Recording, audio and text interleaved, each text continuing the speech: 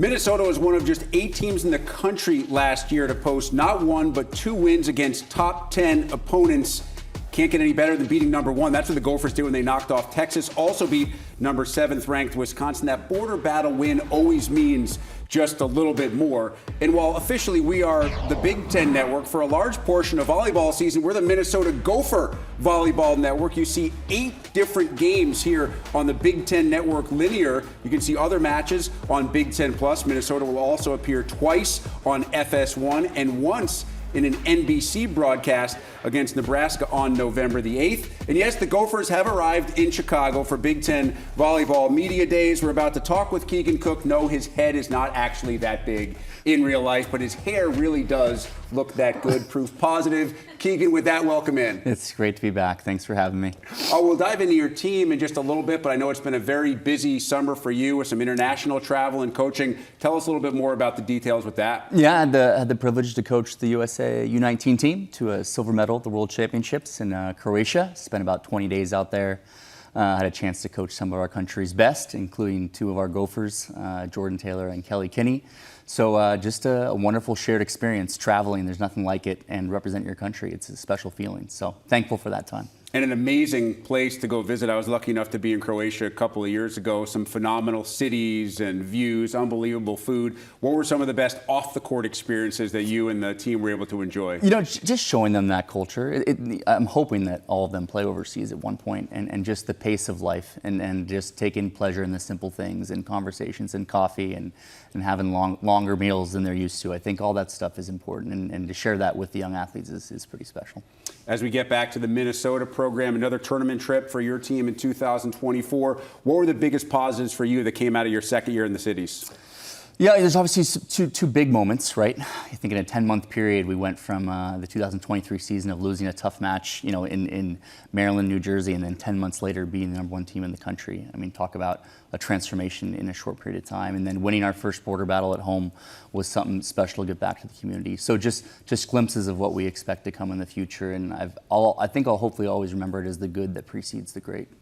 I was joking that it seems like it's longer than just your 3rd season, but it really is kind of the infancy of your coaching career in Minneapolis. How much more comfortable, how much, I don't know if easy is the right word because nothing in this league is ever easier, but how much more familiar does it feel with each passing day? It feels like home, you know, and you're right, the time works funny when you're at home. It passes by more quickly than you realize. I think what I've loved most is how great the athletes have gotten in our gym at learning, and just how much progress you can make when you've got real trust with your student athletes. And then the job starts to get pretty fun, which is where we're at today. Your team is very highly regarded in the preseason. I think one of the big reasons why 3 of your top 4 hitters are back, including Julia Hansen, just coming off an absolutely phenomenal season. And I think she's a player, not just in the Big Ten, but nationally. A lot of folks who cover this sport expect her to become something of a household name this year. How has she evolved, and how does she get even better? Yeah, it was a big moment for her. We talked about it in the spring of 24. We just said, hey, most players miss their moment. I don't want you to miss yours. And I told her, hey, I can't protect you once the season starts, so we got to do all the work now this spring. And to her credit, Julia has been probably the most coachable athlete that I've had in Minnesota. And most athletes are agreeable, but being coachable is different. You know, hearing no from your coach and making the most of it, telling your coach no sometimes, and then making the most of it.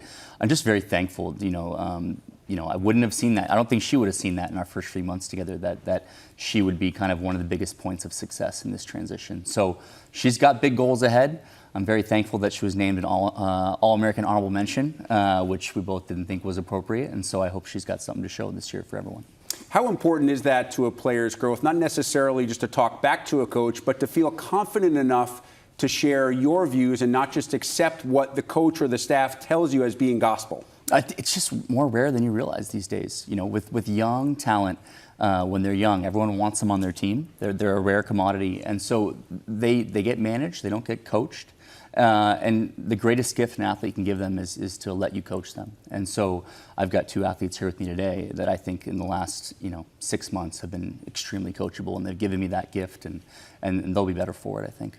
Zaina Palabiak, the other athlete that's with you here, having started every match at her position a year ago, and to be able to have that experience specifically at that spot, what does that mean for your team? Yeah, it showed this spring. She had her best performance of her time here.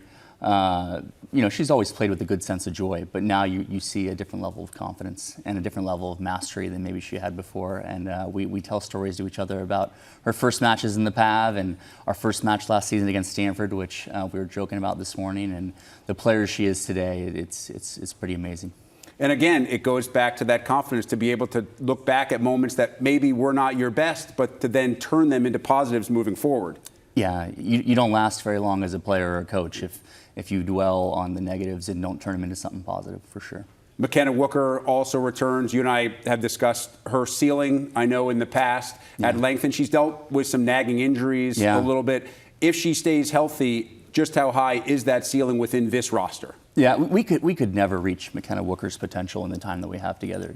She's the kind of player, when healthy, will be chasing her own ceiling for her entire college and professional career. And that's someone that you're always going to show up to see in the gym. So yeah, we've been extremely careful with her recovery and continue to do so as we enter the season. But yeah, to her credit, she does a lot of quiet, lonely work to hopefully have a chance to make a big impact for us this year. Which other players that Minnesota viewers may be familiar with do you expect to take maybe a step this year and be a bigger part of your rotation than they've been in years past? Yeah, we've got some interesting position battles. This will be one of our most exciting training camps. We've got some older athletes who are experienced and who are confident and who really are leaders for us, players like Lauren Crowell. And then we have young emerging players who our fans haven't seen yet, like Carly Gilk, for example. Watching them battle out at the opposite position will be enjoyable. We've got young outside hitters like Kelly Kinney, and we've got more seasoned veterans like Alex Acevedo. So we just have this interesting mix of young talent and old talent. Calissa Minity and Jordan Taylor. So it's just going to be interesting. We have a lot of different looks we can throw at people, and I know that throughout the season we'll be using them all for sure.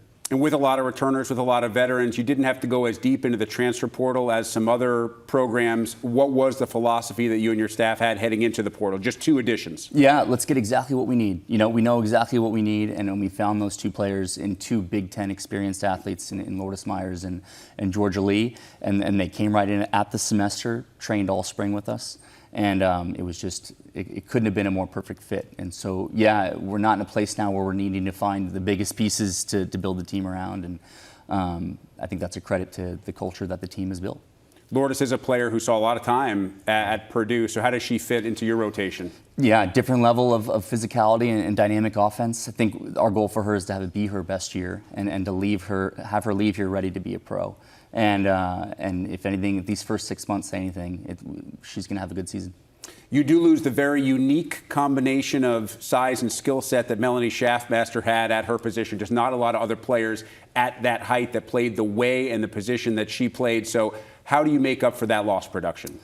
The January was a moment for us to really decide who we wanted to be offensively. It was all about redesigning the offense with a couple new setters, especially Stella Swenson coming in off a redshirt season that she made the most of. A rebuilt receiving unit that'll hopefully put us in a new ceiling for our offensive efficiency. But you're going to see a lot more balance in our offense than you have in the past. It doesn't mean it won't feature a lot of Julia Hansen, but just being able to score from the middle, from the back row, from behind the setter.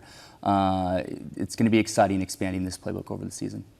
Your teams, and not just the Minnesota, your teams historically have played tough non-conference schedules. Your non-con this season includes A&M and Marquette, amongst others. When you set out to look at the non-conference schedule, what's your thought process in building that, knowing what you have waiting for you in Big Ten play? Yeah, again, every year our non-conference schedule has gotten a little more mature, is what I've told people as we've learned each year. Define more mature. Yeah, just what's coming from the Big Ten a little bit more, and so you can be a little more strategic. But the whole mentality this year was we got to play winning programs. And so whether they're a mid-major, a high mid-major, a Power 5 school, they need to be winning programs in tough venues. And so if you really dive in and look at it, playing schools like Dayton, playing schools like Loyola Chicago at Chicago, Marquette, these programs are used to winning, or they're coming to the PAV expecting to compete and win. And I wanted our team to see that and to get everyone's best, and I think they will in the non-conference. Kind of a unique start to Big Ten play, as your first match is against Michigan State and one of the 3 first-year head coaches who was just recently on your staff, and Kristen Kelsey. Have you thought much about what that meeting will be like? I call her all the time just to remind her, the date that we'll see her. No, I'm excited to welcome her back to the PAV. Excited to compete against her. I've loved competing with her.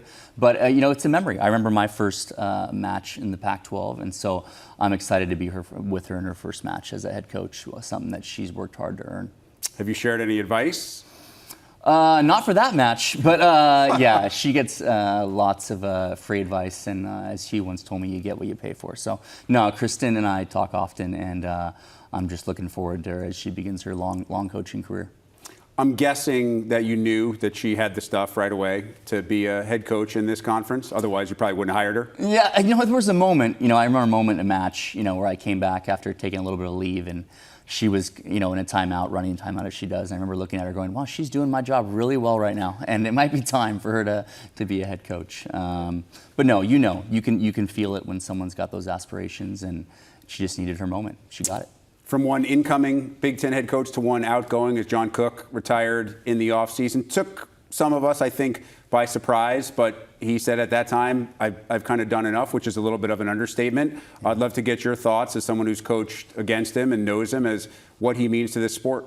Yeah, just never satisfied with where they were at, and always thinking about growth, and always thinking about doing something that hadn't been done before. And being just kind of merciless in that space, and not ever, I think, getting too distracted from making his program the best it could possibly be. And certainly competed against him and observed him from afar, and wish him a very happy retirement. And it doesn't get any easier with Danny coming in. But yeah, that's probably my takeaway from John. It may make it easier for us, or in these type of settings. So now when we say Coach Cook, there's only one person who's going to answer. There is only one, yeah. Yeah, it's nice not to be the second cook for a while. Yeah. For you, heading into 2025, are there goals specifically that you're setting for this team in terms of wins and losses, runs in the NCAA tournament? Are you willing to share any of those with us publicly? I think what we need to see is just a higher offensive efficiency. And we've been known as a team that can grind you out. We can serve you tough. We can block you tough. We can drag you into a 3-hour match. But we need to be a different kind of team with the personnel that we have. And so I think it's more in that space that we should be scoring the ball at a pretty high rate if we're doing things the way that we were designed to do. And with that will come what we expect, which is to be playing the last weekend of the season. Finally, simplest question I could ask, probably a harder answer than the question. How excited are you for this year with the roster you have? I'm excited to chase their potential. As a coach, every season, the worst feeling is to reach the ceiling of what your team can do. And I'll have to do my best to get anywhere close to that with this group. And that's a good feeling. Keegan Cook, we appreciate the time. Good luck. Thanks for everything.